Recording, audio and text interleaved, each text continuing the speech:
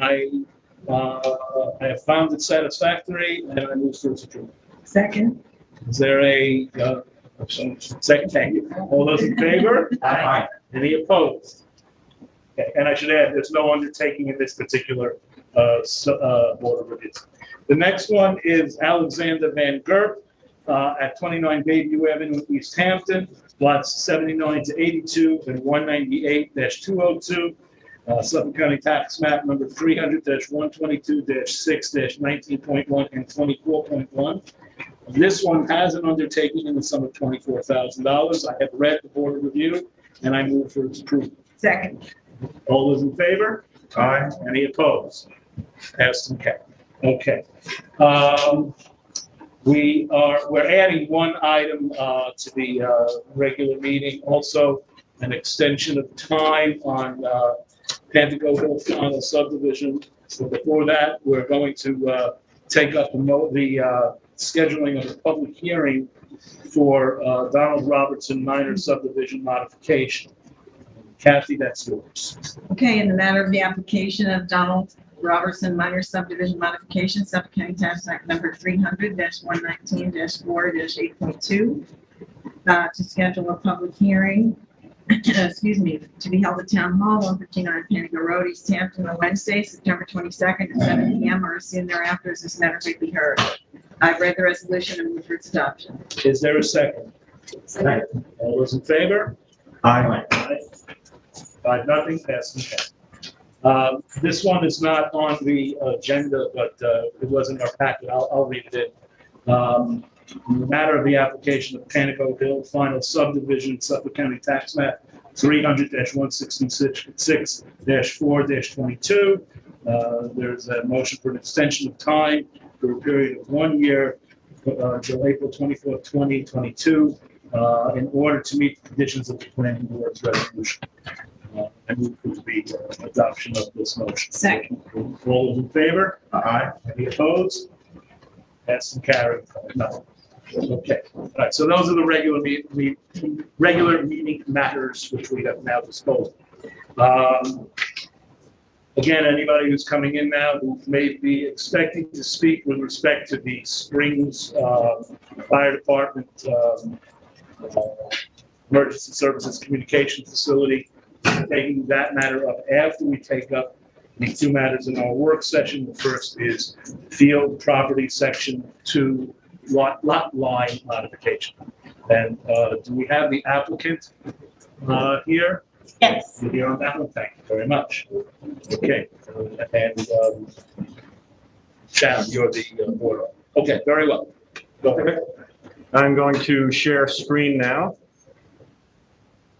And hopefully we should see the survey. This is actually zoomed into only a portion of the property. I will also put up an aerial photograph that's hopefully, well, I guess I have to stop the screen share to go to.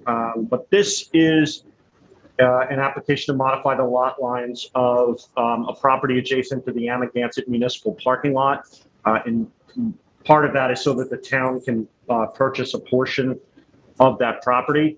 The planning board has previously reviewed this and said that they supported the application. And this was scheduled to go, well, it was at the end, but there was an issue with ownership of a portion of the properties. And I just want to get you the aerial so that you can see that.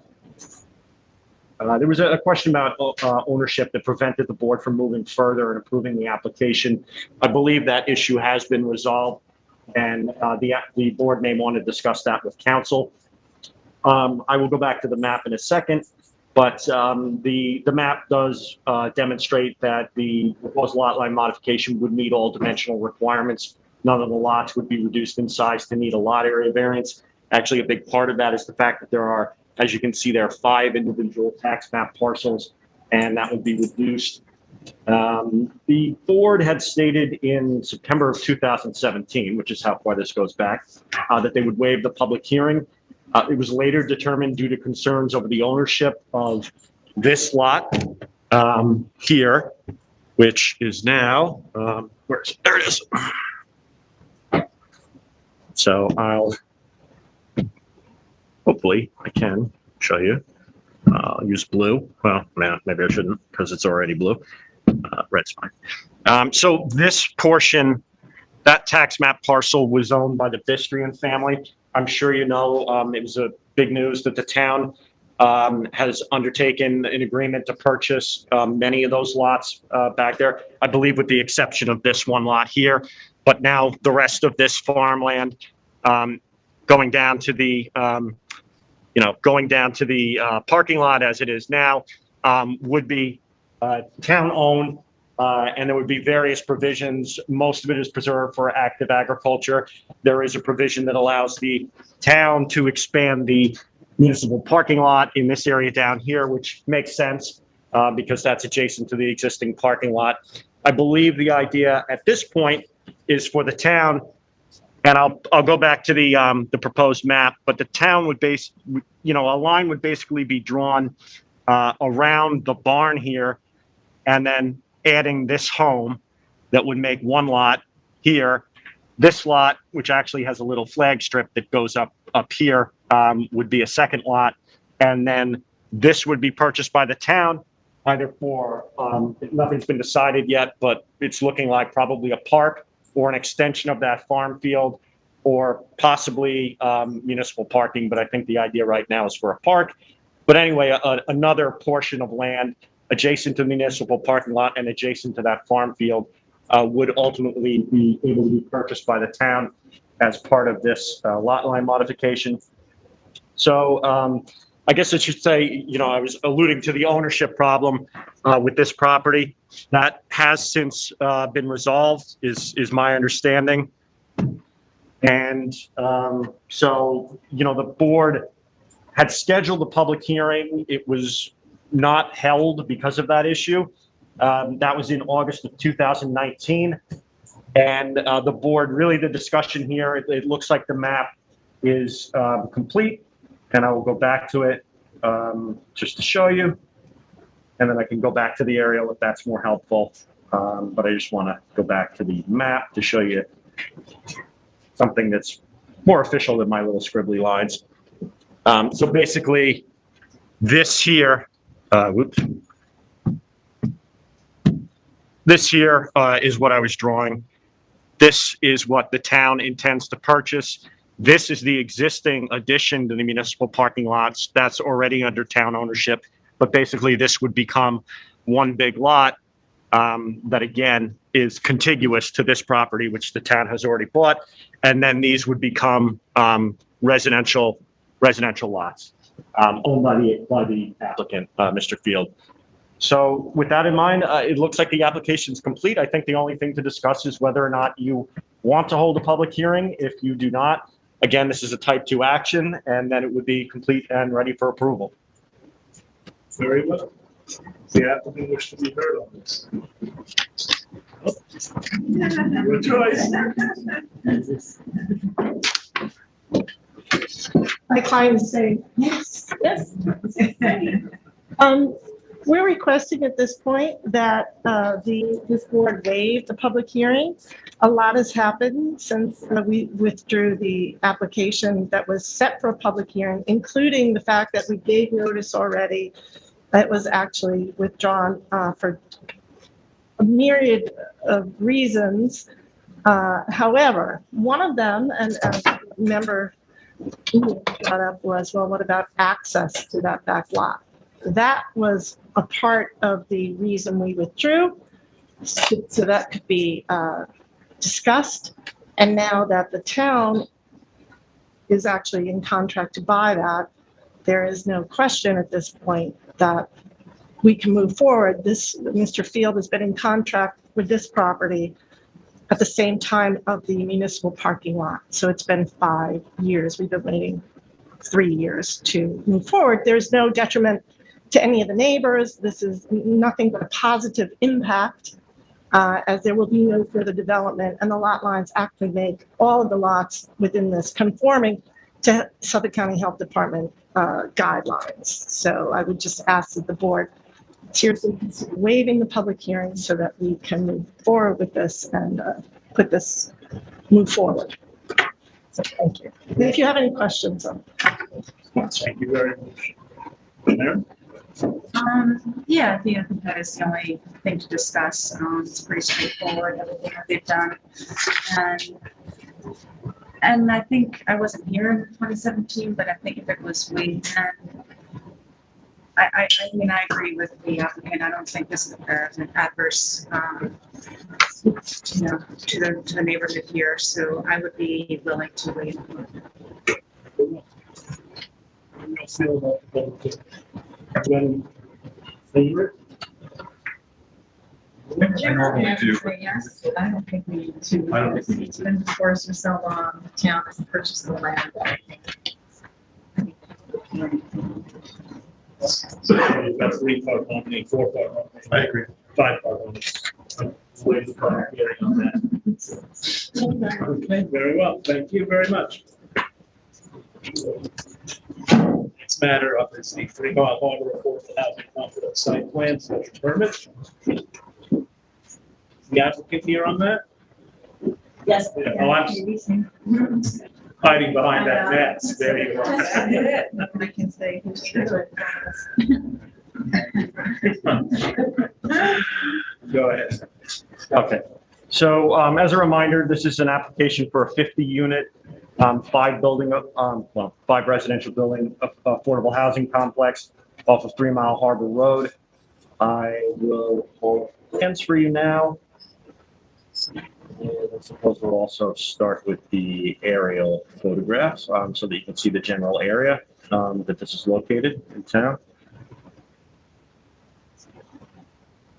But as I go through that, the applicants made a number of revisions. They gave a very detailed and helpful list of the revisions that they made in their cover letter. And we did attach that to the memorandum for the planning board review.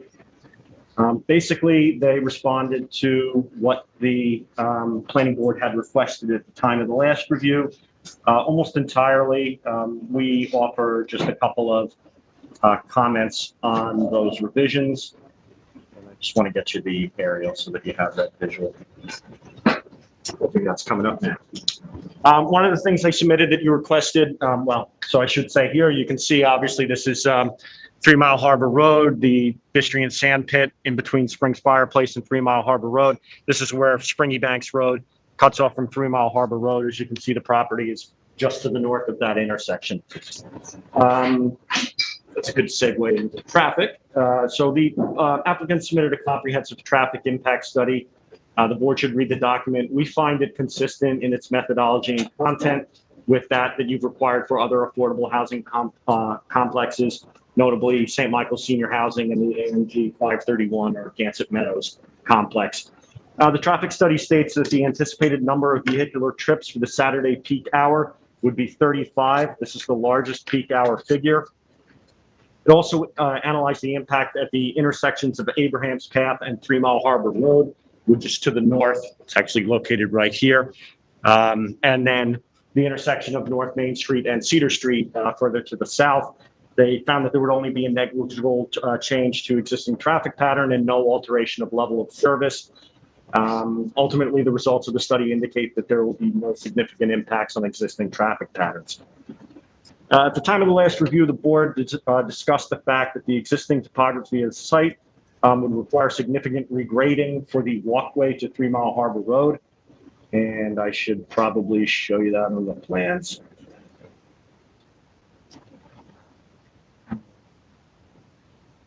Hopefully this will cooperate with me and I'll get to the right one. I'm trying to get you to the landscaping plan here.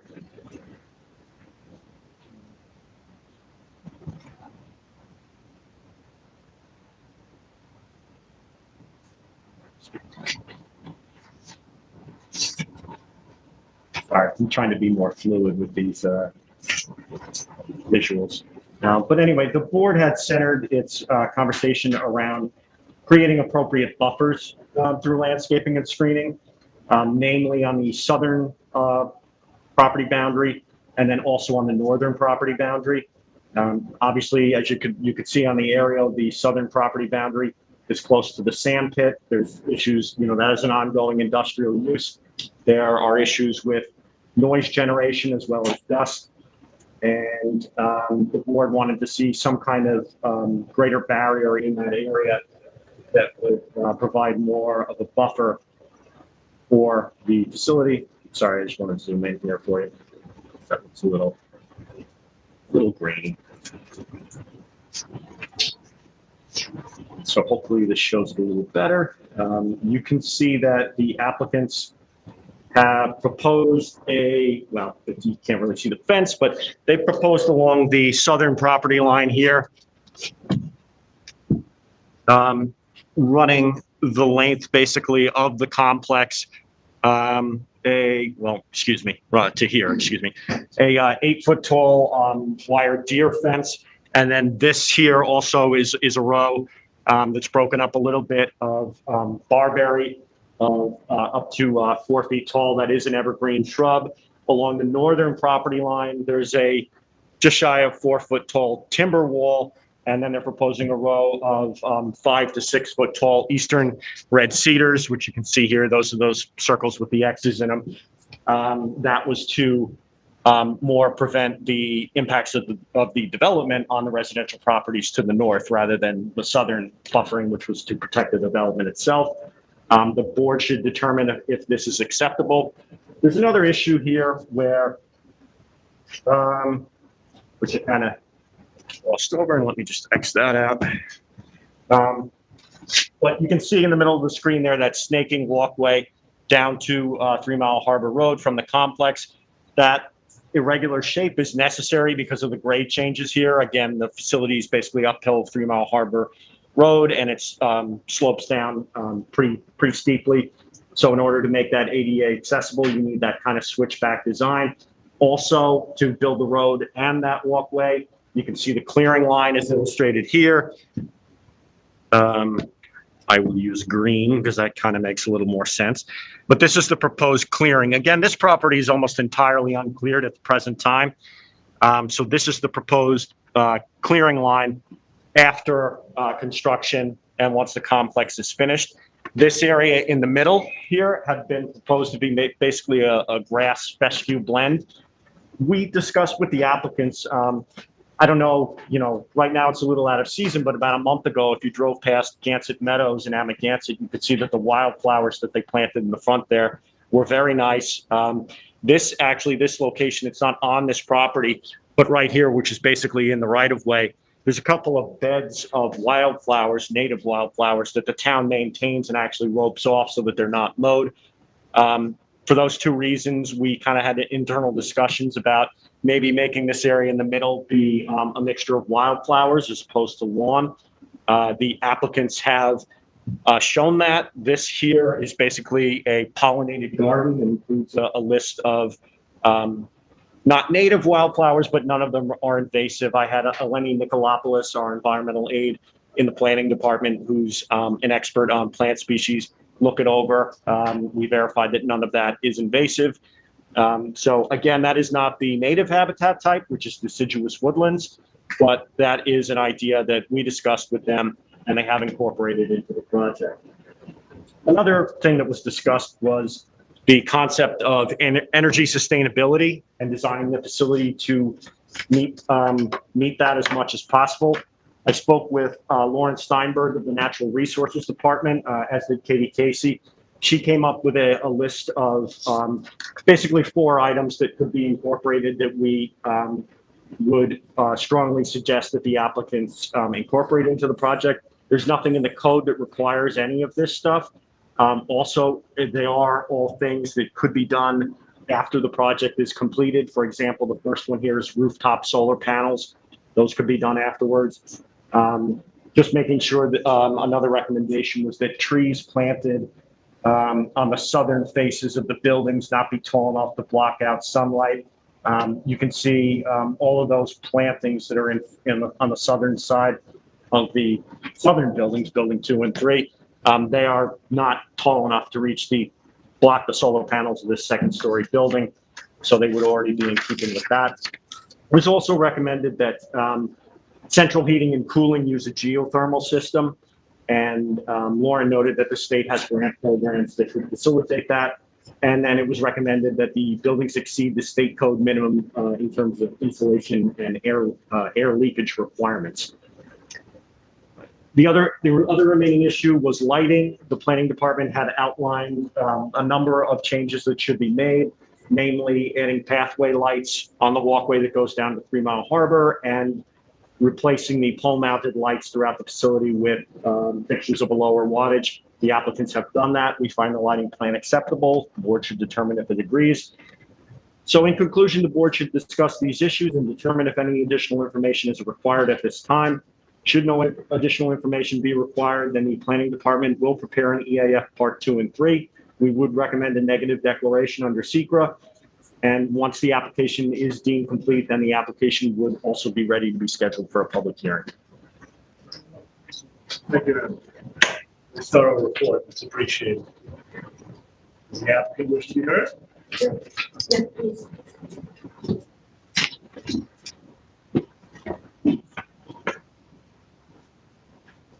Thank you, Eric. So as usual, I'm Katie Casey from the East Hampton Housing Authority. I'm here today with one of my board members, Marion Zucker, and Allison Giosa from Georgia Green Ventures. We did go back to the drawing board, and I believe we incorporated all of the comments and suggestions. There are a few that through discussions with Lauren Steinberg in the planning department, I'm very happy that we may have found a way to fund the solar. I'm already in contact with 2 solar developers. One is Empower. The other one is Sun Nation. There are 5 that are pre-approved by PSEG. And the system we would go with is something called Community Distributed Generation, CDG. The Housing Authority will have 5 properties, including this one. We can have a host, which would be at Amagansett, which is 10 large buildings. That would be the center location for the CDG. And then utilize the other 4 properties to pool what's generated. We can pass the savings on to the tenants, and it's a win-win. So I'm very happy that Lauren pointed me in that direction. I'm working with her and the PSEG approved developers on that. That's great you'll news. tie into the Amagansett solar farm. Is that the idea? Yes, not physically. Okay. With CDG, you get credits. You have farms. And then all of those credits are funneled into PSEG. It's almost like creating a small power purchase internally, Right. power purchase agreement. So while it's not reflected on the plans, that is already in the works.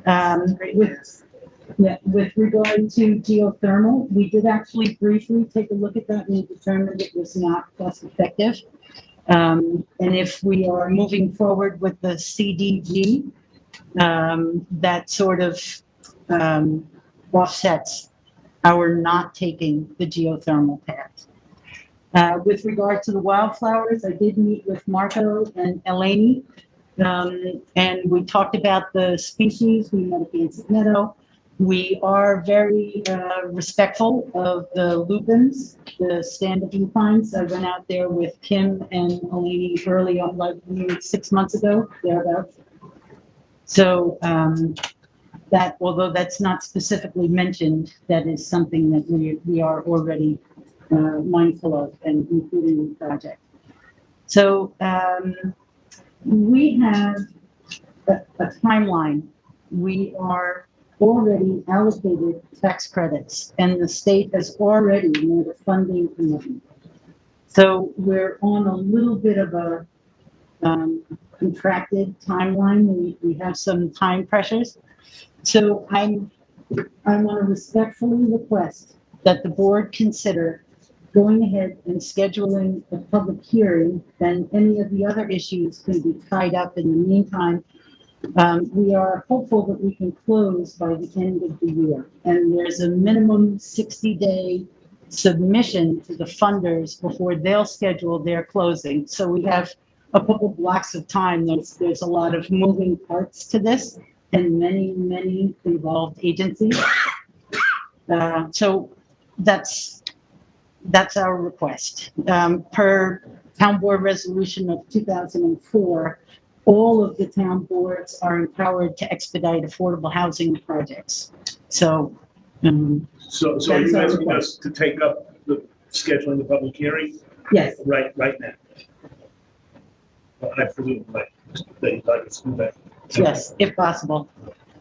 I don't want you to circumvent your Right, process. so that's why I'm looking over at council. Yeah, so well, I think actually the schedule kind of works out in a way that we can't schedule a public hearing until the application's complete. The application can't be complete until there's a secret declaration. But even if we had a resolution on to schedule a public hearing tonight, because of the way the calendar falls, it wouldn't be heard until the 22nd of September. But because our next meeting is September 1st, if we had EAF prepared and a public hearing resolution and the board adopted secret and determined the application to be complete, the board could set have the public hearing resolution on for September 1st and meet the notice requirement to have it heard on September 22nd. So basically what I'm saying is that the earliest you could possibly have it heard is September 22nd, and that's if we take those steps. Even if we tried to set it tonight, because we required we have to get it to the newspaper and be in for 10 days, it wouldn't be on for September 1st anyway. Does that make sense? Yes, I know that we have to notice all the neighbors. And the applicant would have any responsibilities that the applicant would have with respect to the public hearing would be able to be met, I'm sure. Yeah. It's the feeling you'll step right I will do on. my best. Yeah, It's the newspaper. That's always the one that makes it. That's the only, So I think if the board wanted to proceed in that way, basically the quickest it could be on would be September 22nd regardless. Okay, let's do it that way so that, Okay. Eric, that won't be any problem. No, I get you. That way we have some certainty, and we really do encourage and look forward to public comment. Then we're coming up on Labor Day, and then school starts, and the end of August and the beginning of September is hectic for a lot of households. If we have a much greater window to notice the neighbors, we can anticipate more participation. Well, I don't want to predict how things will go, but, you do know that we recognize the obligation that we have to take care of these matters in an expedient fashion. Thank you. I appreciate that. Thank you for your Thank you time. very much. Okay,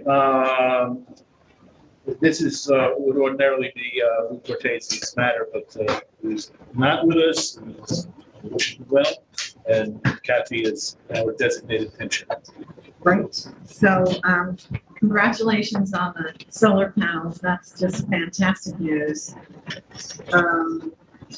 I would encourage you to do everything you can, and I know you are, so I know that this is a delicate balance between funding and execution of these plans, and that if everybody had an open purse, you could do all the stuff that we want you to do, but I think that if there's any way, if maybe there are other energy efficiency programs that would help you with the extra insulation on the inside of the building, because that will all inure to the benefit of the tenants, because it would be less money for them in terms of what they have to pay their monthly utilities.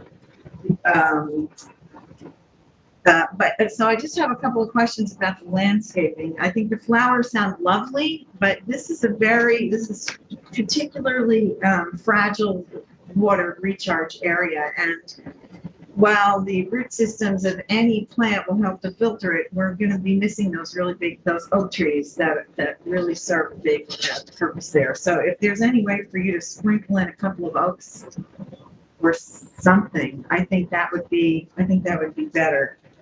I'm also, we had talked about the southern border. We wanted, I think that the landscaping as it stands is great along the sand pit, for any vagrant dust and or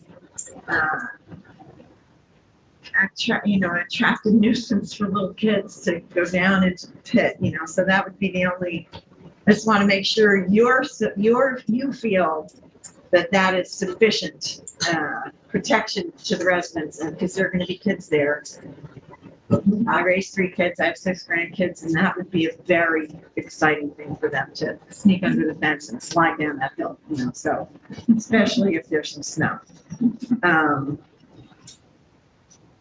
So, let's see. Oh, and I just also wanted to ask, I know we have a wastewater treatment plant here, but I'm aware that Suffolk County has released a new assessment of the wastewater treatment systems, and I wonder where the one that you're proposing fits in this scheme, because if there's if that water should be polished or something, before it goes back in, that's actually my main concern. These other things are important, but it's really the water, trying to protect the water that's coming from this concentrated area going back into this particular piece of land is in every special groundwater protection area we have in the town. So it's a pretty critical area. Besides that, I think that the lighting, I thank you for, modifying the lighting plan. I think that works. I think the traffic study is fine. We can hope Suffolk County Transit will once give us a bus there, but I think the bus stops that you have planned for kids going to school will be just fine. Actually, can I ask, do you have any word on the bus stop, Suffolk County, have you spoken to them about that? The Suffolk County about the bus coming into the development, has that been? To my knowledge, Suffolk County DPW has not yet released their plans for County Road 40, 3 Mile Harbor. Correct. So they've been silent. They're meeting with the town, I think, in spring of next year. Right. At that time, they'll give an indication of what their plans are. They do not have a plan yet, and they're not going to commit to a bus stop until there's a larger picture engineering is complete. Thanks. But there may be in the future, who knows? That's all right. That's okay. Certainly pursue it. Yeah, Suffolk County Transit runs a deficit all the time, so we're hopeful, never say never, but it's not critical to the planning in this instance, but the school buses will want more, I think it's great that you've got that worked out, so the school buses can come in and pick the kids up. Because you don't want them waiting out on 3 Mile Harbor Road. So, that's okay. I think that's it for me. Anybody have any other comments on this? I don't. I've got a question for Eric. Did you say that the fence only goes about halfway back? Yeah, I have to pull the plan up again. And then my next question would be for the applicant, which would be why wouldn't it go the whole way where the trees are? Yeah, the deer fence on the southern property line you're speaking of, correct? Let me just, I may have misread the notation here. You know what? I'm incorrect. I was looking at the line on the other side of the hedge. The deer fence does run that entire length. You can see this is the notation. Where is it? I can see it on. Oh, I gotta go up a little further. Just give me 1 second, so you can see it. It's wrong direction. Okay, so you can see I was looking at the wrong notice, but it says here wire mesh deer fence, but that's actually this line that goes around the perimeter of the site. It ends here. And actually continues to here. So I was wrong. It actually goes that full way.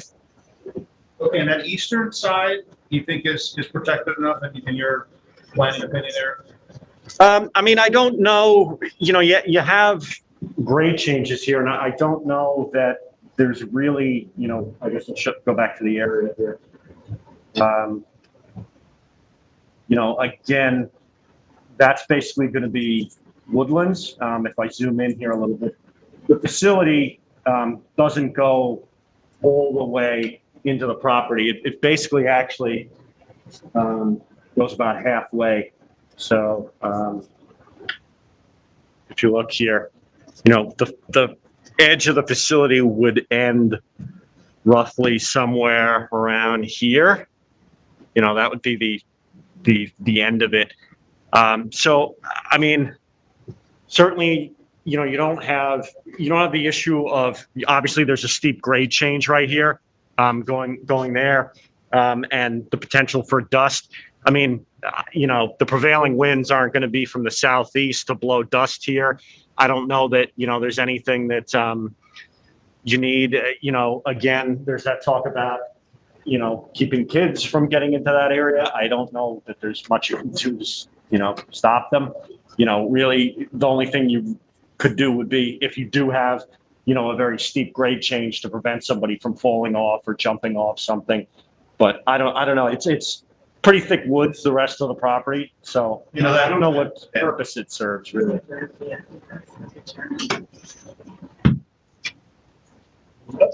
No, that's it. Okay, Chairman, do you No, actually, yeah. have? So let's just go through this. Do we find the traffic study acceptable, or do we require any additional information? Acceptable, all right. Is the proposed landscaping and screening acceptable? Yes. I'm sorry? I'd like to see some. Yeah, I'm kind of with you on that. Yeah, my comment on that would be, and I'm not an expert here, but I'm a little bit skeptical that a wildflower will last in terms of maintenance. So I just would ask the applicant, the planning department, to make sure that there's a maintenance plan, because Yeah, I've seen those things work for a little while and then they don't. They do have irrigation. They had already proposed it when it was launched. You know, another thing I was going to say too, obviously when you do a true revegetation where you plant oaks of a certain height and an understory, you know, you probably over here of huckleberry or Glover's blueberry. Obviously that's better, and that grows in, you know, you're more guaranteed that it's going to bring back the native woodlands. But also, you know, depending upon what maintenance you do to wildflowers or even lawn, you know, if you don't maintain it, you are going to get some forest succession of those areas. You are going to get that clearing line, you know, sort of growing out a little bit. Obviously, that's not a good substitute for a solid revegetation plan, but that's also something to consider. But they do actually have an irrigation plan. They do intend to irrigate those areas. But also, if they don't maintain them, you might get some sort of naturally occurring revegetation, because I know that was something that was also mentioned. So, Or with the planning department and come up with something. We are happy to add in notes. Yeah, no, the concern about water recharge, I think is well Thank you. placed. So, Thank you. right. Well, also, I think a plan that didn't require irrigation would be preferred. I'm open to whatever, you know, a lot of different things here. Again, I'm not the expert. I just want to make sure that it's thought out and what it'll look like 5-10 years from now as well. And if there's a way to do a more natural landscaping that you wouldn't have to maintain it, work on its own, I think that would be best. But I'm open. Anything else on landscaping? No. All right, is a comprehensive site lighting plan acceptable? Yes, all around. Okay. And what's our sense on the negative declaration? Do we concur in that? I move to declare. Don't we need to? We need an EAF. Yeah. Okay, I sorry. just I'm asking to give. Got it. yeah. The question was, do you want us to prepare that document? Yeah, Yes, you need to- yes, right. toward a negative deck. I just wanted to make sure. Does anybody from the client wants to contact on this? Okay, there, Eric, that's sufficient guidance.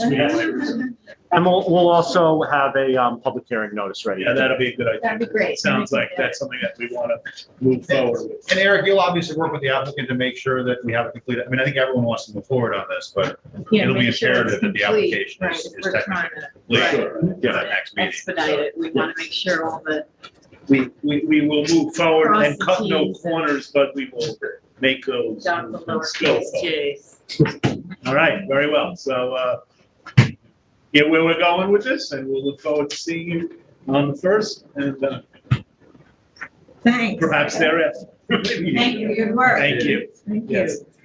Okay, and that leaves us with the Emergency Services Communication Facility at Springs Fire Department. Again, this was Mr. Cortese's matter, and we pitched it again. Yes. I know, you're batting 1,000 Yes, so batting far. practice. Yeah. Okay, the applicant, I see the applicant in the back, and are you here on that one as well? Observing. Observing, did you say? We're observing you observing. Okay. All right. If they're LTV, are there any folks on the line who, members of the public who have expressed an intention to speak? That's it. There is nobody on the phone lines, and I will admit John. You should ask him if he's here for this. I believe he is, but I'm not told. Yeah, he's here. Okay. No.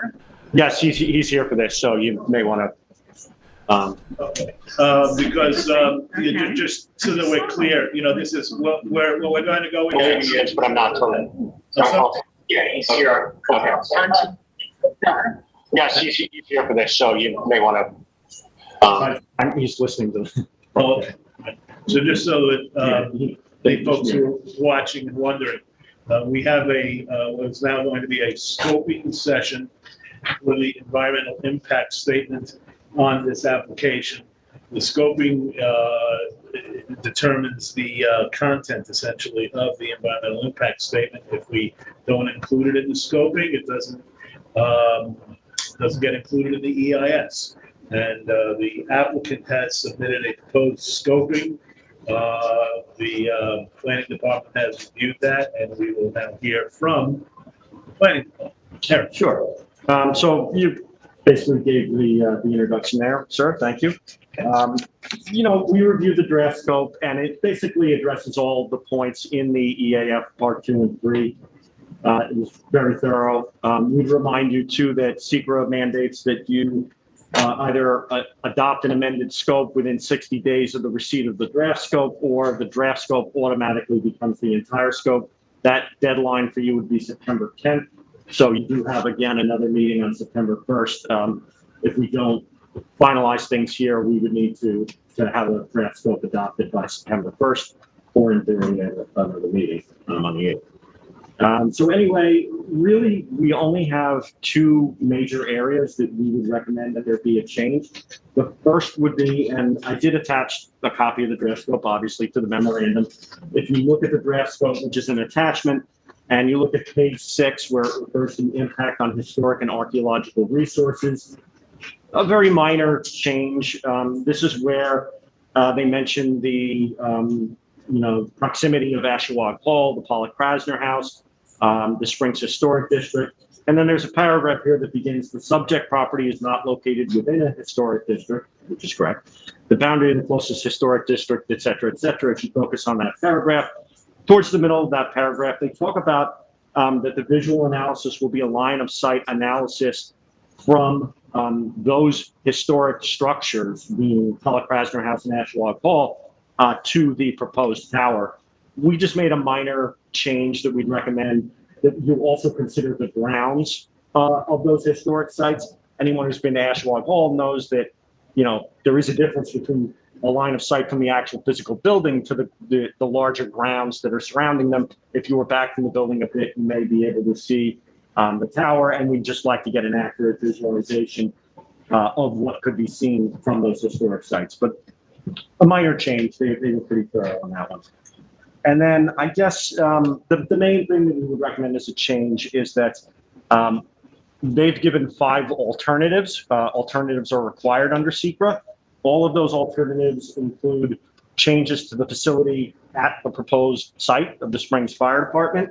We did note that on page 3, in the description of the proposed action, page 3 of the draft scope, it says the purpose of the proposed solar pole is to accommodate emergency services communications for the police department within the hamlet of Springs, while also providing the existing facilities and communications capabilities provided on the site for the Springs Fire Department.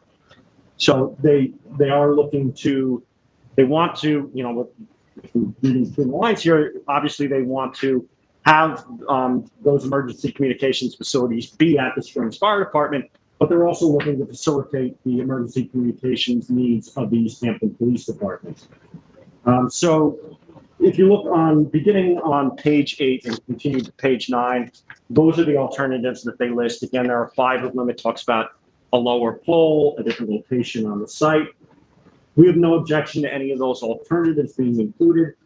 But the applicants did say, even in the overview of the draft scope, which is on the first page, that the applicants had previously requested that the proposed action be considered as a substitute for a new facility at 103 Flaggy Hole Road, which is the Camp Blue Bay Girl Scout camp. And basically, because at the time, that was what was adopted as the Springs component of the emergency services communications upgrades that the town board had already performed secret on. I think given that, given the fact that that had come up in relation to this site and is all, was even when this was submitted, the alternative site being considered for emergency services communications, I think that site should be considered as an alternative, and I will get into what information that entails in a second. But basically, it's everything that they've already said, for the most part, that they're going to do for all the other alternatives. So obviously, I think most people know this northwestern green dot is Camp Blue Bay. And again, that is currently what was adopted as the proposed site for an emergency services communication node in Springs. That's what's on the adopted SECRA. It was unanimously adopted with a negative declaration a number of years ago. Since that time, and if you've watched any of the recent town board meetings, you'll know this, that the town had also considered a site between Crandall and Lincoln and Norfolk and Fort Pond Boulevard here on a group of municipally owned parcels further to the east and south in Springs. The town board has floated that idea. They have not amended their SECRA yet, and perhaps won't, based upon concerns that have been raised by the public. So that is not, currently Blue Bay is the site that is intended to be for emergency service communication, which again is the stated intention of this application. Crandall has also been considered. We think it would be prudent that the planning board require in the environmental impact statement that those 2 alternative sites also be considered, as they have been considered by the town board as the Springs nodes for emergency services communications. If I could just ask, Yeah. These 2 physical locations are in addition to the reasonable alternatives to be considered on page 8 of the scoping? Yes, Okay, yes, so- it would total 7. I'm sorry? It would total 7 if you added Right, those. okay, because the first 5 alternatives that are listed, none of those are geographical, correct? Correct, they're all technological, yes. or some other, Variances in height and location. right, well, yeah, various in height, yes, okay, but no physical location. Yes. alternative. And if you'll recall, this board, when it was reviewing the Iacono Farms application for AT&T, which again, and that's one of the things I want to get to here, a key point. That was a personal wireless service facilities application. The board POSDEC that application and required in the environmental impact statement that alternative sites be considered, and really kind of focused on that Bullpath brush dump property, which eventually became the substitute site for that. We're not saying that that's necessarily going to happen in this case, but the viability of these sites as potential alternatives to meet the applicant's stated project needs should be considered. Now, to the applicant's credit, and it was mentioned at many points in the review of this application up to this point, that they submitted this really only as an emergency services communication upgrade, and don't right now include personal wireless service facility antennas. In the draft scope, you'll see that they mentioned repeatedly when they're talking about the areas where potential adverse impacts were noted. They said, this is not an application for cell antennas. However, we're going to consider that in the environmental impact statement, which is appropriate and that is we're including that. But that being said, I think that, you know, as an addition to that, just to make sure that these points, these, you know, 3 points here are considered, and really, you know, 2 of them are really for sale, but for all of those alternatives that they're proposing, as well as the 2 additional ones that we're recommending, that the environmental impact statement include a list of variances that would be needed for, again, you know, personal wireless service facilities, you know, incur the special permit standards for fall zone, the double fall zone and single fall zone. Technically, emergency services communication towers do not. However, we would like to see all of the alternatives consider what height is needed for emergency services communication, what's a reasonable height that additional wireless antennas could be located, and then a summation of whether or not they can meet the fall zone requirements and potential variances that might be needed. Along with that, and you know, from reviewing cell applications, something that's brought up is whether or not a gap in coverage can be demonstrated. So I think it's important that for all of the alternatives, and you know, you know, we've seen from Cityscape, who's been contracted by the town to provide coverage maps. This entire area is basically a dead zone of coverage. So I don't think, you know, I don't think there's going to be any surprises there. And if they do provide coverage maps for all of those locations, I think you'd see that that would improve cell coverage.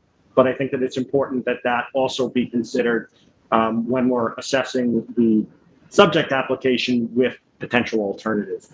And then also, the applicants have already submitted a visual analysis, and I will show you what they included.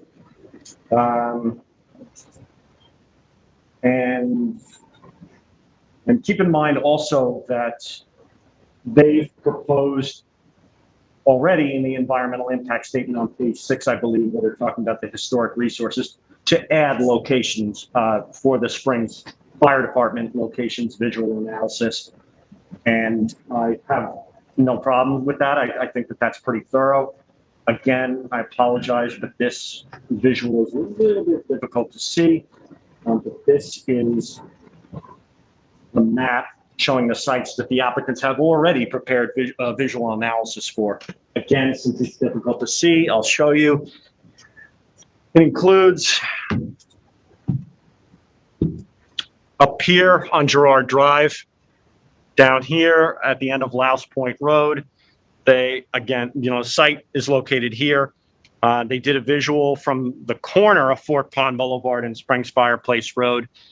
I look on this here. I'm just trying to identify where the Paula Krasner house is for sure. I believe it's actually basically right here. I think it's actually that wooded property right there. So it was very close, but it's not the actual Paula Krasner house. But they've already included in the environmental impact statement that they're going to do a visualization from Paula Krasner house, as well as Ashwag Hall further down here to the south. They already considered a location on Talmadge Farm Lane, as well as basically right in front of the firehouse, and then one further up looking across that farm field from Springs Fireplace Road. But they added a number of sites that they're saying that they're going to do the visual analysis for Springs Fire Department. We have no objection to that. I think it's pretty thorough and pretty complete. What I would say, though, is that if they are going to prepare, if this board is going to require that the environmental impact statement have those other 2 locations, Camp Blue Bay and the Crandall location, there'd be a visual analysis for those as well. And then I think it would be fair to consider the locations that, you know, at Camp Blue Bay, there already is a modest facility in the form of a 60-foot, I don't know if we even call it a tower, I think you call it a utility pole. But the applicants, or not the applicants, not these applicants, but Verizon a number of years ago when they got approval for that facility, did do a visual analysis. I attached that, those locations to the memo. I'm not sure I can call that visual up here right away, but they basically hit all of the cogent, not cogent, but the appropriate locations. There's 12 sites scattered around Camp Blue Bay. the obvious sites, the end of Flaggy Hole Road, Maidstone Beach, at the end of Fort Pond Boulevard, from various areas. They actually also at that time did require visualizations from the water, and they actually went out on a boat and did visualizations. I included that. There were 6 locations that were required. I don't know that that's necessary. Obviously what they're proposing right now at this site is 180 feet. They may need to go higher at Camp Blue Bay to meet the emergency services needs. So obviously that's taller than the 60 foot that was in that previous visual analysis. But, I find it, obviously those sea-based visualizations didn't show anything for the 60-foot pole. I think that might be overkill in this case to require these applicants to do that. But for the purposes of consistency, we did note that they did that.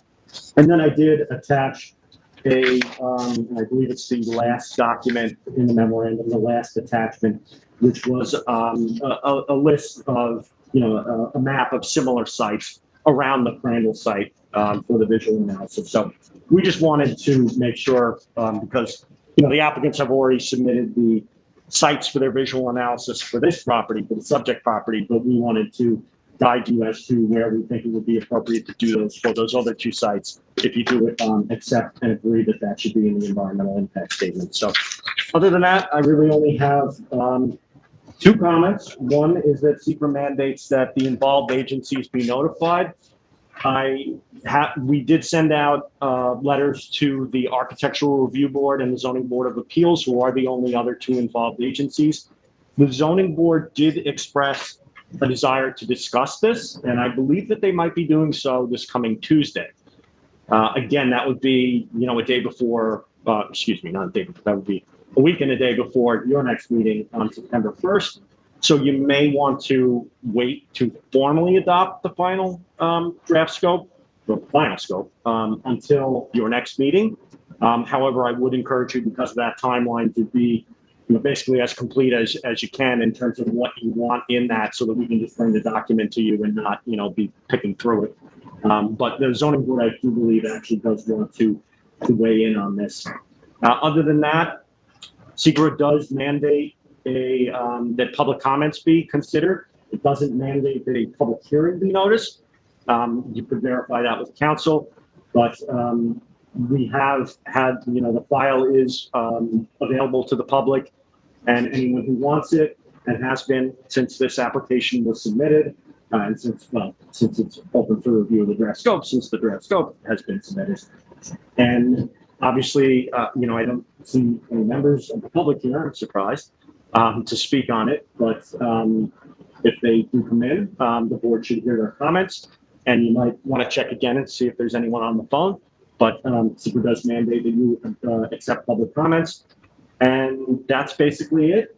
Those are all recommended changes, really in summary, just changing the section on the impact on historical resources to include visualizations from the grounds themselves of Asherlog Hall and Pollock Krasner House, and then the 2 alternative sites, and having basically the same considerations that are given of this site in terms of visual analysis, coverage maps, and a list of potential variances or from wall zones or any other requirement that might be needed if personal wireless service facilities are situated on any of those poles. So that's our comments. Eric, as the public, we accept written comments. Is there a timeline for when the scoping comments are over? Do we, is tonight that, or what is It's not a public hearing. No, I understand No. that, but when, so people know, if they didn't make it for tonight, did they still get to submit written comments up to a certain time frame, or what's the deal? Probably like a week from Friday.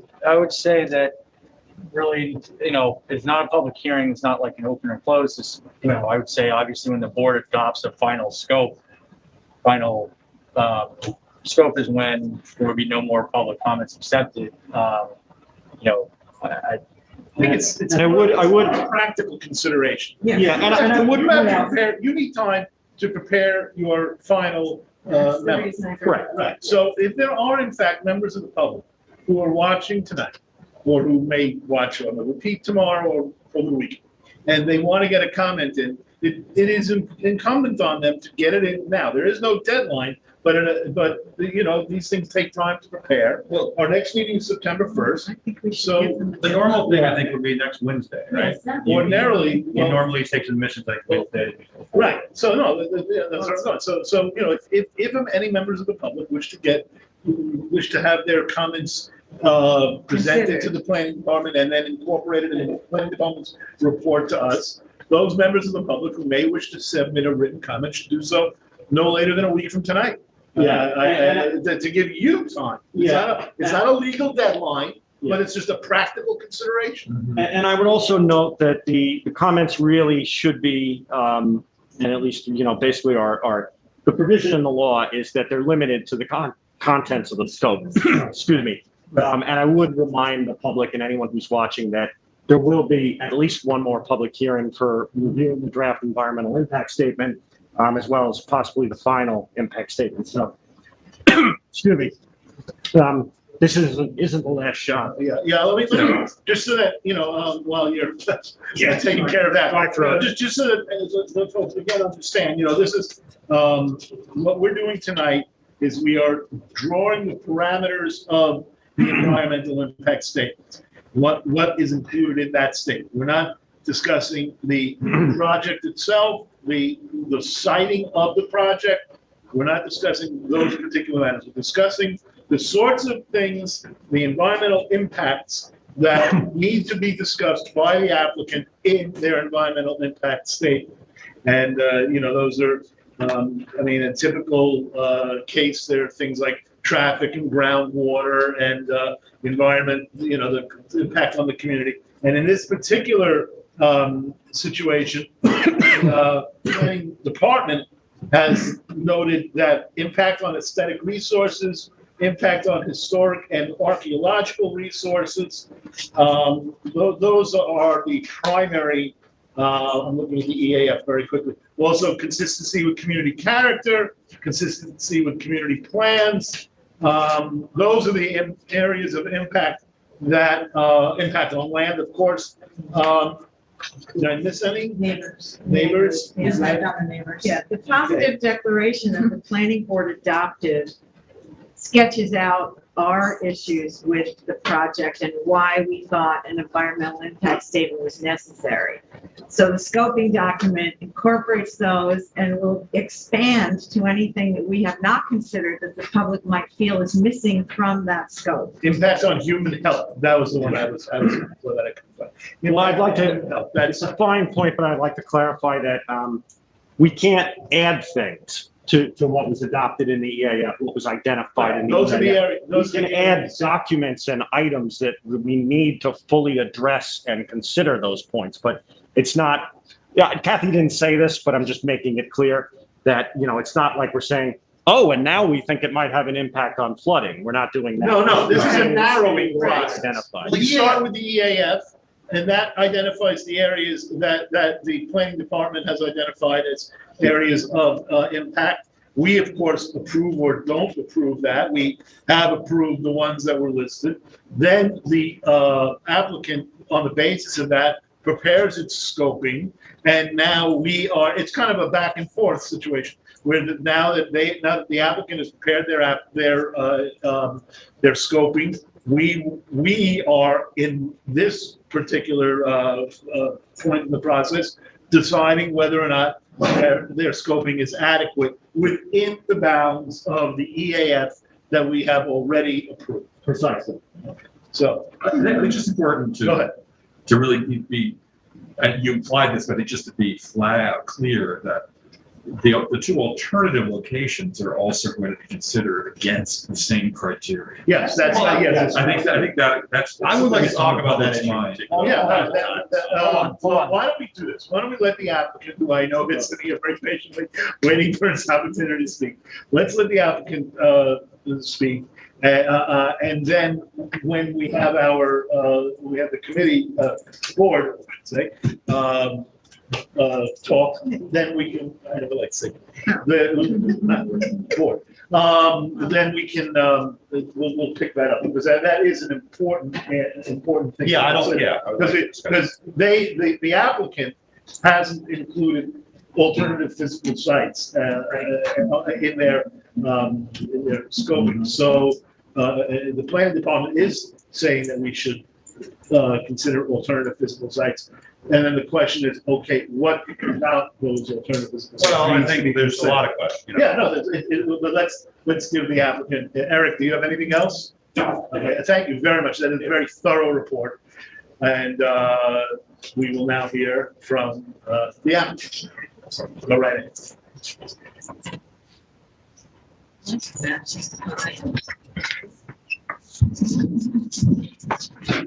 Good evening, members of the board. This mask is not microphone tested. Can you guys hear me okay? Speak loud. Thank you.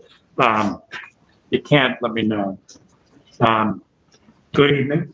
My name is Carl Harris, and I'm an attorney. I represent the Board of Fire Commissioners for the Springs Fire District. Thank you for your review of our draft and providing comments. We are generally on board with the suggestions therein, but we have some responses for the board to consider while you decide what to include in the scope and what not. We also realize that there are many moving parts regarding the communications issues in Springs.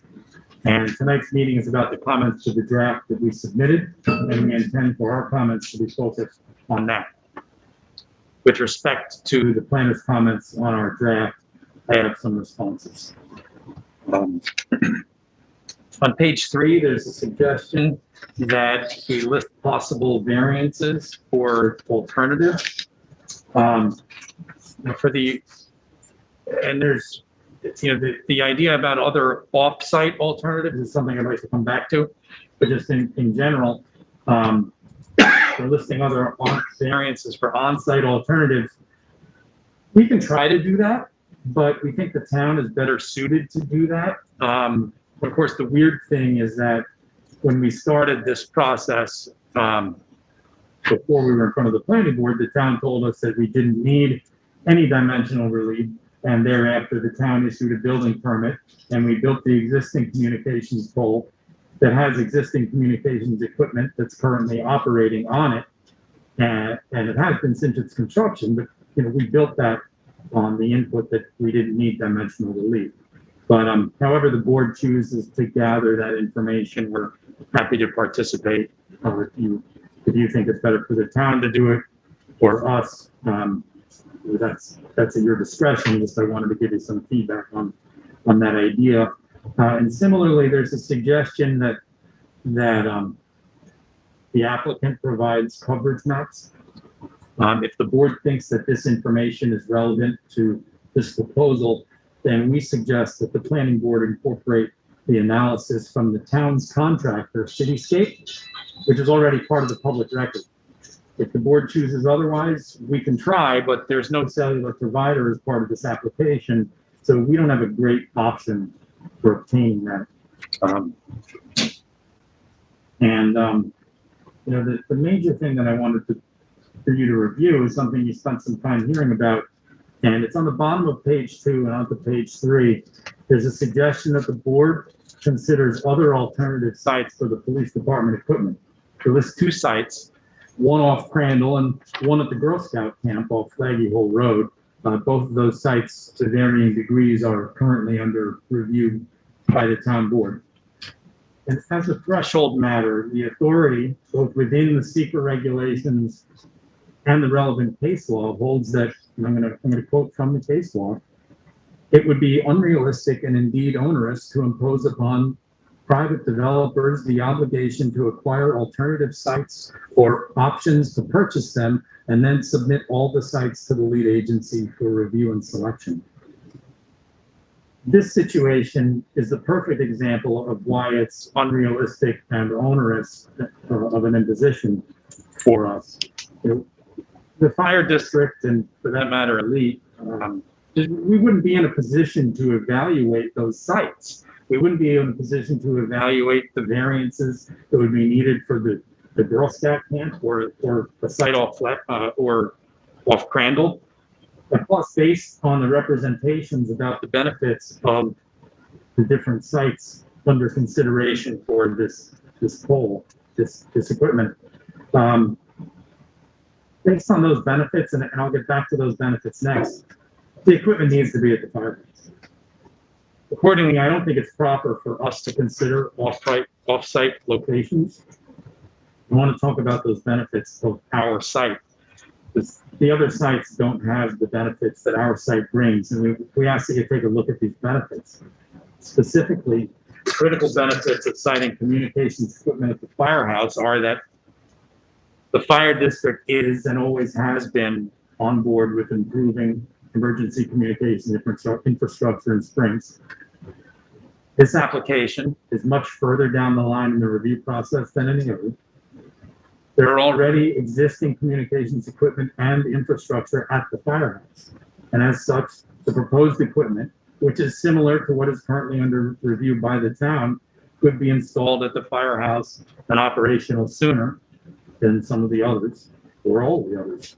I don't have a crystal ball, but we're doing a draft scope here. In light of the community's need for this type of service, expedience seems to be a priority. And I'm not saying that you should base a decision on this, but you should be aware of it. And I think the firehouse offers the quickest turnaround. The firehouse also has appropriate existing communications infrastructure, including existing meter pans and other electronic infrastructure, and there's no need for clearing. Plus, and this is a big one, the firehouse provides 24/7 staffing and monitoring of the site, which will increase the security and the performance of the equipment and will expedite responses to any issues. Also, adding infrastructure like what we're proposing would greatly aid the Springs Fire Department when it renders vital services throughout the district. And just in short, a firehouse is where the public expects to see communications equipment.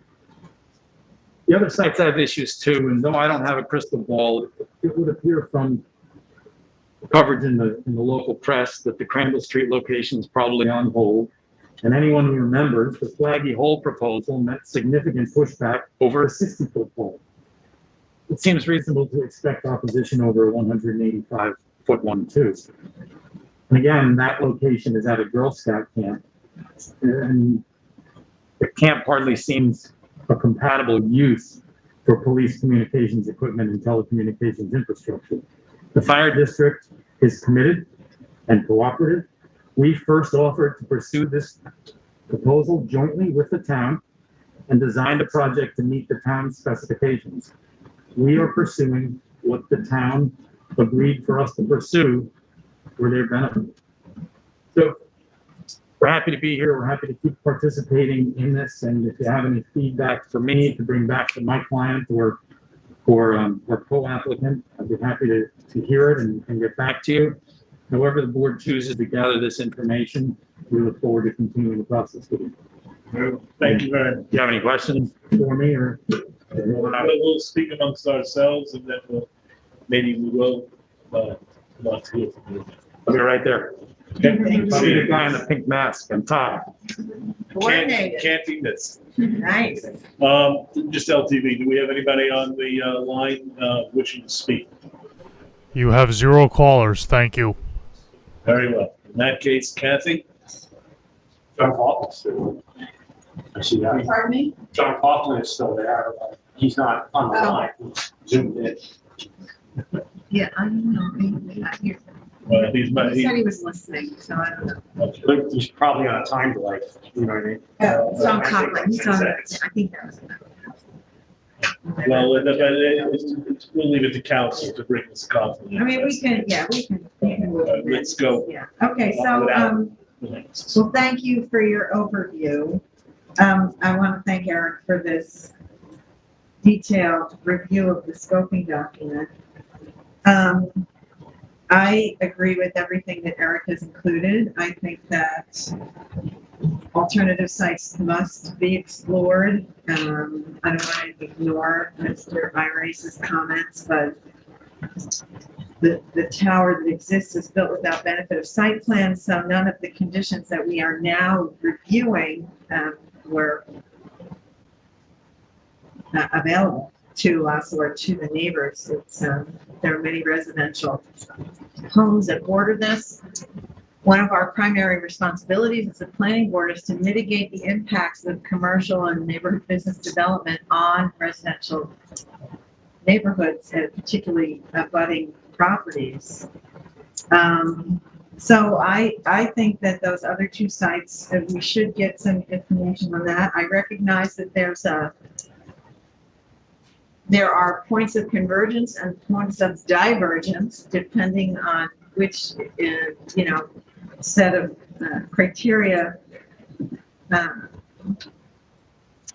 different communities apply to different areas. But I think as a board, we're stuck with the general feeling from the public that no one wants one of these, but everyone needs the infrastructure. So where to put it? Where do we put it? So we need to follow whatever rules that we have, however the code allows us to proceed with this. And it's one of the reasons we adopted a positive declaration on this site, because there were impacts that we felt that needed to be explored. And so this scoping document is helpful in that respect. I think not only should we have those visual impacts and site analysis for these other two properties listed, the Camp Blue Bay and the Crandall Street Norfolk, the other town property that's 7 acres. But I think that the visualizations should include the sprinkling of antenna that will be on the tower once the wireless contracts are sold to the various companies that are clearly going to be on there at some point. So it isn't just this whip antenna and maybe a satellite dish. They're going to be, it's going to look like we have a pretty good example of it right outside Town Hall. So I think we need that. I think that residents in that community, any of the communities that we're considering for this, should have the benefit of that, those visual impacts. And I do think it is relevant to take them from the marine point of view, because it has to be said that one of the primary characteristics of this community and one of the goals of the government for the last 30 or 40 years has been to preserve land, to preserve farmland and aquaculture and marine ways of life, and that the vista that we see has a certain we don't expect we live in an area that's flat. We don't have mountains. There aren't places to really hide these big antennas. The word is failing me, but the horizon that we're used to seeing does not have really tall structures in it. And if that's something we need to sacrifice, then we need to do it as a group and not just individually from here to there, because it's convenient to put it in a place where people think it might work. I think we have to have those sites explored fully. I think we should seek comments from the ZBA regarding the scoping. I think we should give them a letter so that we have that formally, and it's to Eric's so he can loop those in. And I would like to know, and maybe this is a cockeyed idea, but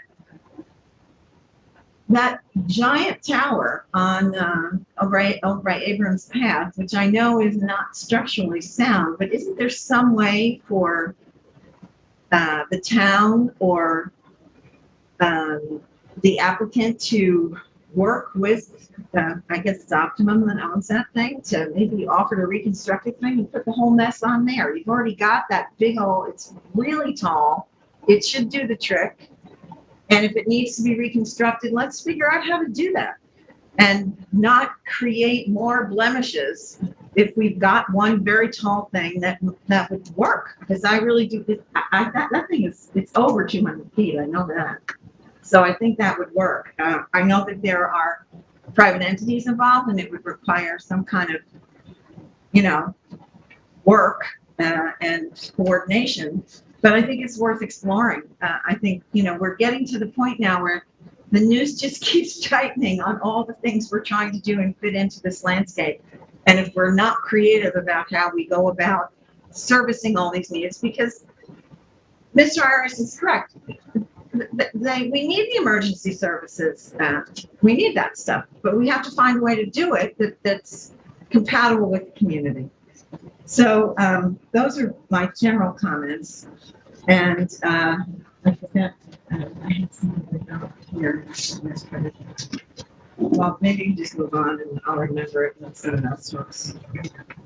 Very well. Thank you, Kathy. And again, thank you for pitching in really short notice. Hitting. Hitting, yes, I'm getting that. It's Sports metaphors. No, pitching. I will start from the left. Left field? I wasn't gonna go there. Yeah, right. Okay, from left field. From the left. My left. Yeah, so I certainly would agree that the alternative sites have to be evaluated as part of this. I mean, you know, we're compelled to at least look at the Springs fireplace, the Springs Fire Departments from that location because of our positive declaration. So we know that has to happen. So, and I think it's very clear from the, you know, from what's been reported in the press and, you know, what we all know from our neighbors, that this is a very controversial subject, and there have been alternatives proposed. It would really be, you know, we wouldn't be doing our duty if we didn't evaluate the other, you know, alternative sites that are on the table and in the public conscience and all that. Right? It just makes sense. I think, I mean, the question is to some degree, who doesn't? Right. Who really needs to be doing it? Is it really the responsibility of the Springs Fire Department to evaluate other locations? Well, it's the applicant's responsibility. Once we declare COSDAD and we give a scope and we include what's in the scope, and it is the applicant's responsibility because it's that action that's creating these impacts. So we need to explore the alternatives, and we ask them to do that because one may emerge that works for their needs. Right. Okay. I think there's sort of a vested interest probably in having it on their site, so in some ways it seems. No, I get it. But I understand at the root of it, you're right, you're correct. You know, they need to have, and we need to have, this instance in Springs, we need to have these services, you know, available to us. Where they come from, maybe to some degree, it's not material. But anyway, yeah, I very much support the idea of looking at the alternatives. I don't really have a lot of other comments on the scoping document itself. I think it's pretty clear. Otherwise, I certainly a few comments there made earlier. Just one thing real quick, I'm sorry. I would like to review the case that the applicant cited. You know, I know we're going to probably not have, we're going to have another meeting before, you know, if it gets officially adopted. I'm not sure. I'm not trying to say either way on the alternative. I'm sorry. Yeah. I don't know if you can hear me, but I would like to hear, I would like to read that case before we get too far. There was a case cited. Yeah. Thomas needs time to review it and make sure that It doesn't have applies or effect. doesn't. Yeah. Right, so that bottom line, that's really it for me. Yeah, I mean, I think that Eric, you know, Eric was great. I think the main issue here is the alternative sites and how we handle that. And I'll say on the face of it, you know, I think that I would say absolutely, but I looked at the draft scope pretty carefully. And I think that we're conflating things here. I think we're conflating a bigger conversation that me as a planning board member, as a resident of Springs, I'm aware of the cell phone issue, in addition to emergency services. And that's what a lot of the talk has been in the community, but that's not what this application is for. Even if we anticipate down the road it might be. This is for two things. It's the fire department and the police department. And when I looked through their alternatives and they had one that said only fire department equipment in a lower tower, I think that does the trick. If they insisted on having the police department equipment there and all the alternatives included that, I would say absolutely that's not fair because you know, you could put that someplace else. But you know, I don't necessarily know if they have the right to have a communications tower on their property or not, but I do think it's fair for them to say, our proposal is this, and that's what we need. If we find we have legal reason and, rational reason to deny it, I guess we could do that after this process, but it doesn't make sense to me to include those other things in this scope, even though, again, as a Springs resident and as a person, I want to hear those things. I just think that we're conflating the issues pretty deeply there. Now, that said, if the applicant intends to do stuff with cell service, or if it expects the application to grow, it would behoove them to consider those things now. But I don't think that it's necessary to do more than what they said. And of course, I would wait to hear from what Thomas said and his opinions are after reviewing case law there. But again, for me, the big thing is if they're saying we're a fire department, we need communications equipment at our physical location, and they limit the project to that, which is one of their alternatives, I think that they're doing, to me, what they need to do. Thank you. Sharon? Yeah, I think Ian makes a good point, but that is an alternative, right? So when we get the scope, we will get all those versions. So that'll be an alternative. We'll get to see what those visuals are, and then we'll also get to see if they decide to make it taller and put self equipment on it and what that looks like and what the coverage is. So I mean, I think with the alternatives that covers that, I think it's a good point you made. And yeah, I'd like to hear what Thomas has to say about who does the alternative sites. I understand the applicant's concern with that, but if that's in their purview, then I do think we need to have that information. And with everything that comes with that information, variances, fall zones, and viewpoints. So I have nothing else to add. I think Eric, added the things that make sense, and I think it's pretty clear what they need to do. Thank you. Yeah, Eric, first of all, thanks very much for mentioning the broader scope of visual impacts at National Mall and at Pollard Krause. So, these are open areas, and people don't restrict themselves, I should say, to just one particular part of those facilities. The key issue here, and I hope that there's no pushback by the applicant on that particular additional work. The key question here is the scoping, including the two physical sites. The reasonable alternatives to be considered, there's 5 alternatives, none of which are physical locations. And we're now faced with the planning department, identifying physical locations. And the rub is that in the scope, in that reasonable alternatives to be considered, the applicant says, quote, while a PWSF, personalized wireless facility, is not currently proposed, the proposed facility would have the potential to accommodate PWSFs in the future. As such, the following preliminary alternatives will be evaluated in DEIS for feasibility, and if determined to be feasible and meeting the goals of proposed action, the anticipated environmental impacts of those alternatives would be compared to those of the proposed action. Well, if you're going to acknowledge that somewhere down the road there's going to be PWSFs on this antenna, on this tower, then I think that opens the door to requiring that the applicant make a full presentation of the available alternatives, and not what I really think is a kind of constrained list of alternatives as presently configured. So I understand that that it is ostensibly for emergency or for the fire department's use, but they are, and I'm glad they acknowledge it, because it cuts through a lot of what would otherwise be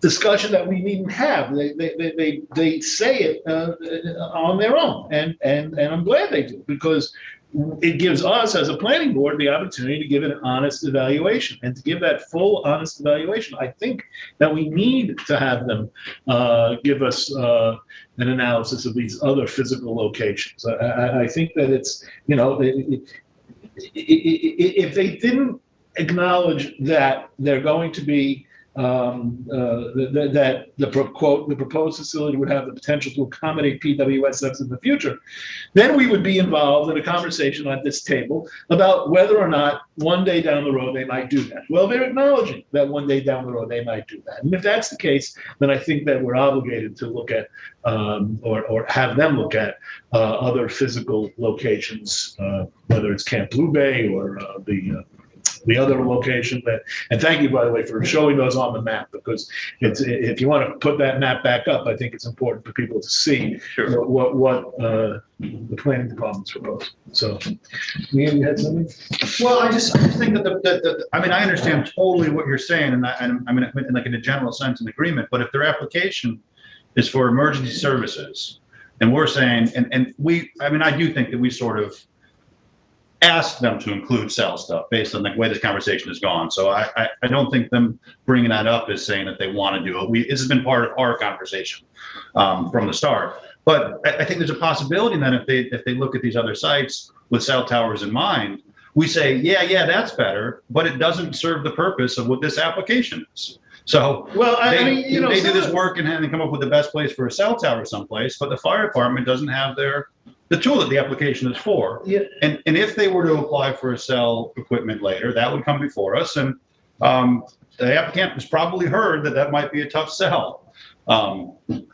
So yeah, I just don't know that it fits within this application. I heard, you know, the arguments that were made for having it there. I got to say that I didn't find them all entirely compelling. Some were, you know, more than others. But, you know, I mean, if they're... For the fire department equipment alone? Well, yeah. There was some issues that just didn't strike me as, I mean, there was a discussion about having somebody there 24/7 to deal with the equipment, and you know, I mean, how much greater effort would it be if it was at Camp Blue Bay than somewhere else? I can go through it line by line if I had to. I feel the same way. I don't think it's a compelling reason to have it on site. Or that it's expected that it would be at the firehouse. That's, you know, I mean, I don't know, just as it seems nebulous as a reason. It's the real issue here is that ultimately this application, this tower thing, is going to, at least to their acknowledgement, have the potential to accommodate PWSS. And if it does, then I think we're obligated at that point to consider other physical locations for it. So that's the, I mean, that at the most simplistic level, that's why I come down on that side of the. Yeah, I'm just grateful they declared that. Well, I mean, from the beginning that that was where it might go in the future, but at the time they weren't really saying that, and now they are. Well, I think they're saying there's the capability for that to happen, and so they want to consider it because they know it's part of the conversation. Well, it's also income generating. I mean, yeah. No, I understand it. It's been part of the conversation, so I think it's nice that they didn't ignore that. But I don't think we should take that to mean that they're saying they're going to propose these things. Well, you know, I guess what would the alternative be? To say we'll never do it. I mean, that would be the alternative, and then we would be involved in a different conversation. And if that was the case, well, I think we know that there are challenges if that were to be proposed at the fire department site, right? Well, yeah, we know that. Yeah, right. And I think the income to the fire department is definitely kind of an issue here for sure. But I think at the root of it, Ian's point is really correct. We're really looking at this for emergency services. What's the best alternative for that? It has a minimal impact on the neighborhood, emergency services, period. It's nice to know that potential down the line, personal wireless services might be included, but really, we're evaluating this for emergency services. And it doesn't mean, and I don't see a compelling reason why the fire department is the best location for that, particularly at this moment.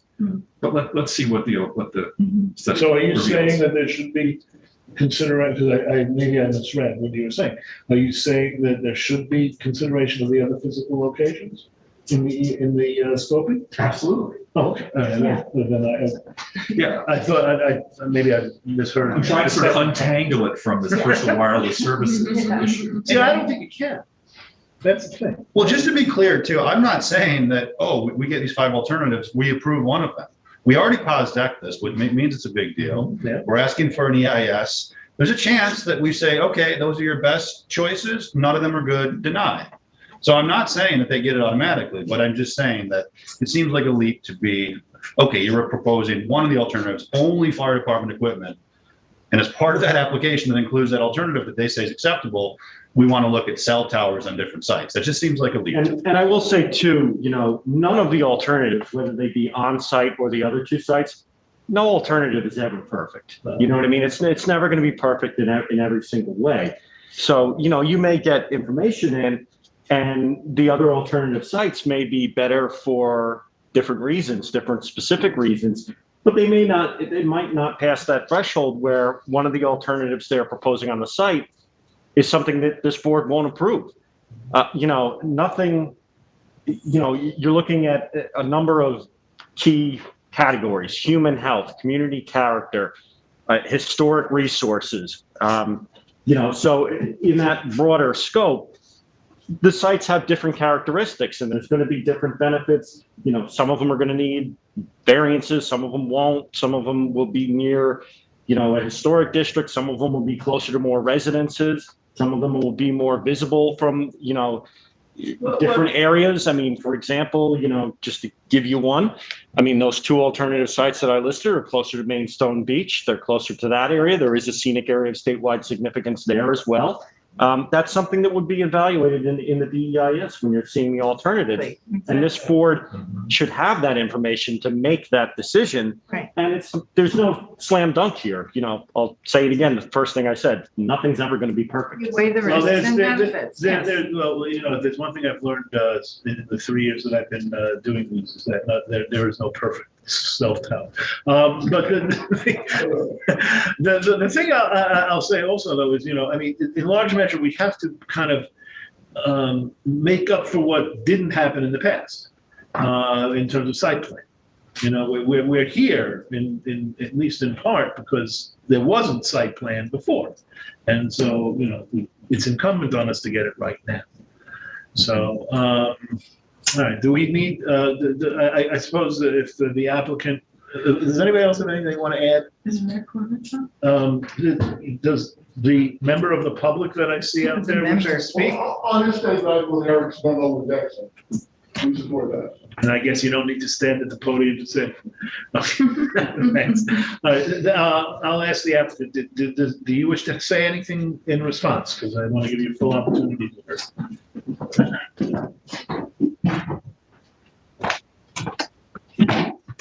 Thanks, everyone. If we keep coming back to this idea that the existing pole was built without site plan, it was built without site plan because the advice at the time was that it didn't need it. Yeah. So that is what happened. But the town told us we didn't need it. The town issued a building permit. We built a pole. And to the extent that it's relevant to what we're doing here, we have a structurally sound pole that has functioning equipment on it that's been functioning on it for years.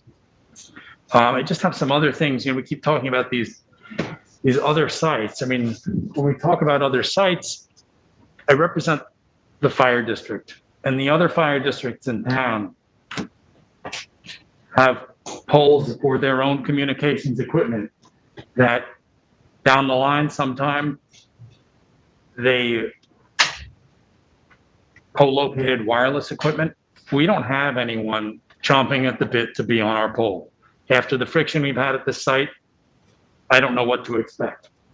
But I can tell you that the existing pole was designed to accommodate wireless co-location. And this gets into another important part of your comments from the board. The importance of 24/7 staff on site is important because should there be wireless equipment on this, the fire department and the ambulance service use wireless-based applications for mapping, for dispatching personnel, for dispatching equipment. So to have an immediate response from somebody on site, to have somebody available to unlock the gate immediately when it needs it, that makes a big difference in the world of emergency services. So we're not, I don't have a crystal ball. I don't know where the road will take this. Let me, because look, I don't want to, give an opinion that's ill-informed. When you said having somebody on site, that was about gaining access to the equipment itself and not making a repair in case something goes wrong? I mean, give me a little bit more. Sure, Give us a little more detail on the necessity of having somebody there. Because I don't want to, like I said, I don't want to say something that's, off the mark. Correct me if I'm wrong. It is about security and access. There is somebody there 24/7. It's not always going to be somebody with, and actually, I should rewind a little bit. When you bring up making a repair, I don't think there's anybody volunteering in the fire department who would have the knowledge to go up and repair anything that went wrong. But they would be able to be on site immediately to, upon a complaint or upon a visual inspection, report a problem immediately. To be honest, to an electrical fire. I don't, the mic probably didn't pick up that comment, but, Eric just mentioned an electrical fire. I mean, anything that could happen when there's somebody on site and emergency services, vital services, ambulance, fire department are depending on communications equipment. Having somebody on site, seconds matter, minutes matter. However long it takes for somebody to drive from wherever in town at whatever time of year matters. I represent the fire district. The fire district funds the emergency services of the fire department and the ambulance corps. That's why the 24/7 staffing is important. No, the night custodian isn't necessarily going to, even if it was a retired telecommunications engineer who was doing it, isn't going to have the equipment to operate a man lift to get up there and put the whatever can happen, take the panel off, fix the, I don't know. Right. Not going to have that. Did that answer your question? I have one question. So right now the pole is 150. Yes. And you want to go to 180, but it's functioning at 150? The police department specifications wanted 185 feet when we built our But it's original pole. functioning right now at 150 and it's functioning or? Yeah, the added 35 feet is for the police equipment that they say So that's needs to what's go being added. So at right that now point. it's just fire department and they're going to add the police. Yeah, and it's 140 with a 10-foot The wall. detail. Okay. I also think in fairness, though, in terms of whether the pole was constructed before and whether they should have, I think it's almost removed. This application is not to legalize that pole. It's a new pole. That's right. So if there was no pole there, the conversation to me is exactly the same. Yeah. This is a new project and, I think they're unrelated, frankly. And I don't think we'd be punitive about that. No, you raised a very good, this is a new application. The only reason I raised the issue about getting it right is that the one that is there now for so long didn't have. No, and I understand, and I get the debate, and I think outside of this room, I think we could get into that, but this is a separate application. And to me, whether there's a pole that exists, whether that pole should exist or not, is totally moot. I think we should judge this application. Yeah, I don't think that's what we're discussing though, and I want to make that clear because I brought that point up too. I'm just saying that we would have had the benefit of whatever the site plan had been for that 150 pole that exists. It's not whether it should exist or not. It's just that we're starting a No, new. you're right. We're but- starting, it's a blank slate. It's tabula rasa. We have a new pole, we have to look at this 180 pole like the 150 pole isn't there. Well, I'm agreeing with you 100%. Right. And I think that there's no risk of us not being thorough. We've made a positive declaration. Right. We're doing a draft scope. We're going to have an EIS. So I think the idea that somehow we're cutting corners based on the fact that was built, it just. No, certainly not. No. I guess wasn't my point, and I don't think it was Sam's. No, I guess I don't want the implication to be that, Now, we don't strive to get everything just exactly perfect. Right. I mean, we do. That's why we spend so much time on these things. It's just Kathy makes the point that, you know, we're starting at a I just heard that. We're starting fresh, and so let's start fresh and make sure that we get it right. So I shouldn't.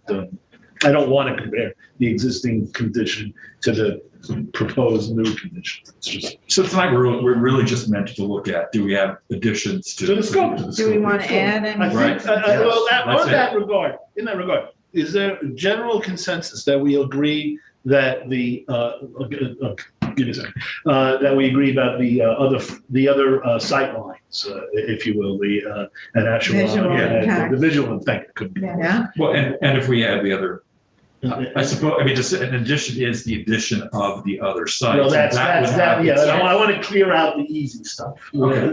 But I'm just saying that would have the same considerations about where. Oh, yeah, well, that's a good point. And I would think that the answer is that if we are going to require, and I'll ask counsel, tell me if I get this wrong, but if we are going to require that the applicant consider other physical locations, then it has to be the full panoply of considerations. Well, I think Eric put that in the memo. Yeah, I mean, I listed the exact points where I think you should be doing. Right, that's on your map, right? Right. Yeah. So we can just say, you know. I still want to review the case I still want to review the case that Mr. Leary cited and have a conversation with John about it before we, but go ahead. All right, so why don't we, so then the only other question really, I think that we have is the two other sites.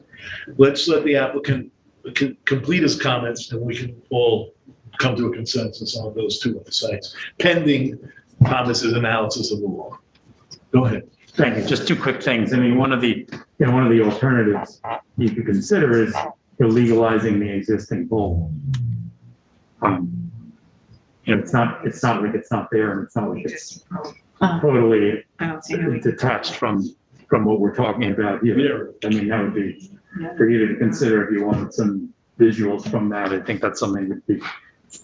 I mean, you don't have to add to the list. Anyone could drive around. Also, one other thing, we keep talking about these alternative sites, the Girl Scout camp in Crandall. Those sites are also designed to hold wireless equipment. And for reasons, pardon my editorializing, that I don't understand, those sites were given negative declarations. So, it's not like those sites are not anticipating wireless equipment either. Those aren't straight up communications poles. I think that that's a factor that seems to have been omitted from certain distinctions the board may have been making. Was that due to variance needs then? In general, but I mean, they were given negative because of the variances that weren't needed on those sites. I don't think. They met fall zone. They met fall zone.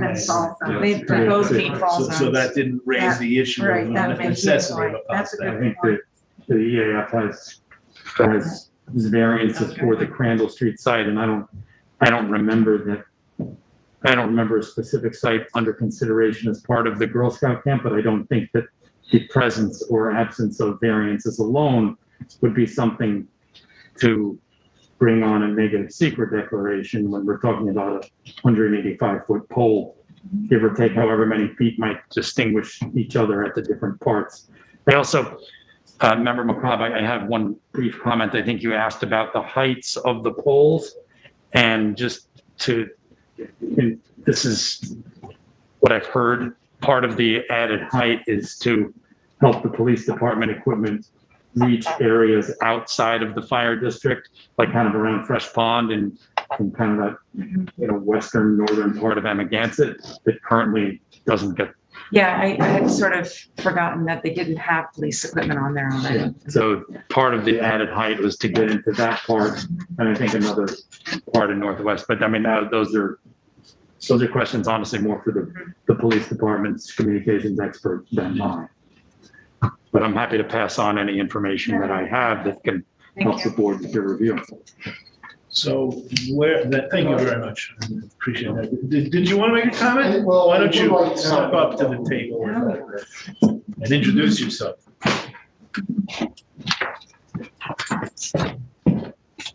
I wasn't planning to speak, but Richard Whalen, attorney for neighbors who oppose the Springs Fire Department tower that's currently proposed.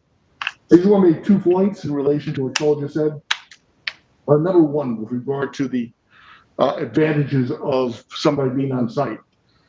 Most of the town's emergency communications towers are not in places where there is full-time staff. I mean, from the Gator site on Prospect Hill in Montauk to the Montauk dump to the Bullpath location to the area near the East Hampton Airport, most of them are not, they do not have full-time on-site personnel. That does not seem to be a big disadvantage. The other thing I wanted to say is in terms of these other 2 towers just being discussed, Carl has indicated there are negative declarations made for both the Camp Blue Bay site and the site, the Crandall Street site.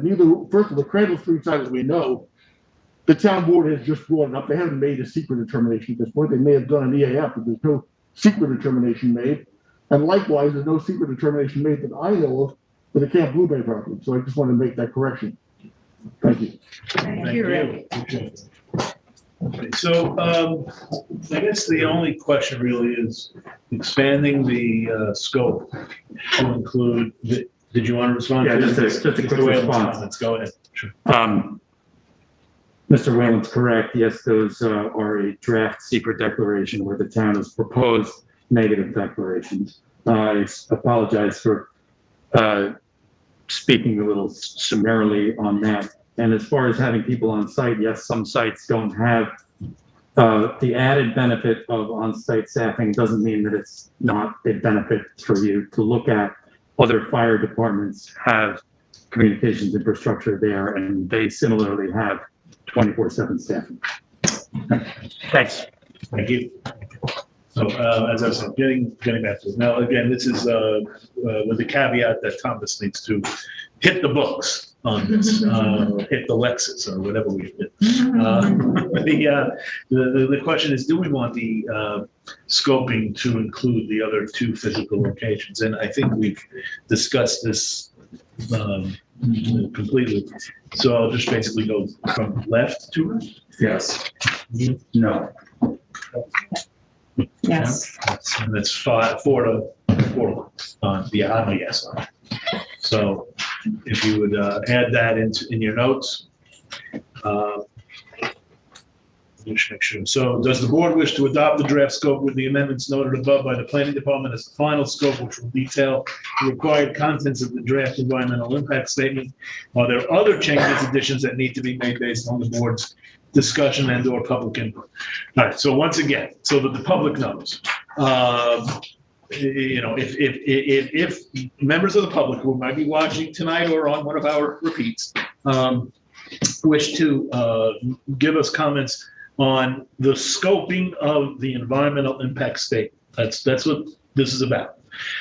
You're welcome to direct those comments to the planning department, to Eric Shantz, and he will incorporate them in his report to us, and we will consider that. I'm sorry. To you, I apologize. Don't direct it to Eric. Direct it to Jody Walker. Thank you, Jody. All right. So just no, I don't want to get it going in the wrong place. So to Jody Walker, the planning department, and to the planning board, not to Jody. I moved you across the hall. Sorry. Thanks, sir. I'm in trouble now. Thank you, Mr. Whalen. So we, and those will be incorporated, and we'll discuss them at the next meeting on September 1st, because we are faced with a deadline. September 10th? Yes. Right. So at the next meeting, we will complete the scoping process or the preparation of the scope, and then we'll presumably adopt it. So presumably. The only other thing that I want to say that I didn't touch on, I meant to, is I do think that the applicant's point about cellular coverage made sense. I mean, I do think it's onerous. If they're not applying, they don't have an RF engineer, presumably. and we have the information. I also understand why we want it in the file if we're considering this stuff, but maybe there's a way that we can just include cityscapes maps. Well, I mean, look, it's assuming that we adopt an EIS that includes the other physical locations. I suppose it's going to be up to the applicant to come up with an EIS that we'll find satisfactory. And if it doesn't include Well, that, what I'm saying is that that seems harsh and onerous to say, we're gonna make you consider other sites for a cell tower, which they're not applying for. Now find an RF engineer to show us how those things are gonna work that you're not applying for and maybe don't understand. But they If we- proposed it. They've proposed it. They're not. They haven't proposed any cell tower at all. They well, they opened the door. They opened the to- door. Well, all I'm saying is I think And that they have information. said they don't want to exclude that. So that's not, maybe they're not building it now, but it's their plan to, and we, in the interest of good planning, we have to entertain I that. think it's excluded by not being included. I mean, it's simply not part of the application. Of course, Well, I would say. new application, yeah. I understand your larger point, but just to speak to the details, coverage maps are not difficult or expensive to prepare. Every carrier that comes in front of you, even if they're doing a modification, a swap out, submit from. Don't we have them, I guess? I'm not asking the town to spend money either. Yeah, but- We have them. Well, and also, the applicants could contact Cityscape, and I'd be willing to, help them discuss, because that is a matter of public record. They have put that out there of here's coverage. And, I don't think. Fair enough. I don't have a really strong opinion about this. I just feel like if the maps exist and it makes sense for it to be part of our record, but maybe we can just do it the one time and have that be included. So I welcome the applicant, the town, Cityscape to figure that out. Yeah, let me just say, I am sure that the planning department will do whatever it needs to make sure that the applicant doesn't incur unnecessary expenses. And if we have the information, or the planning department has information at its disposal, you'll make that available to the applicant. For sure. Okay, planning board. And ultimately, it will reach the planning board. Right, Jody? I hope so. Okay. So did we, So I think we've answered. we covered everything. So remarkably, it is 8:30. Mm-hmm. And, it's funny because I was concerned about members of the public and us, having to accommodate We almost started. public this comment. It didn't work out that way, but then again, it is at 9:30. When I am calling now for someone to make a motion. Motion to close? meeting. Is there, Second. we'll take that. Second, all those in favor? Aye. No opposed, we are now.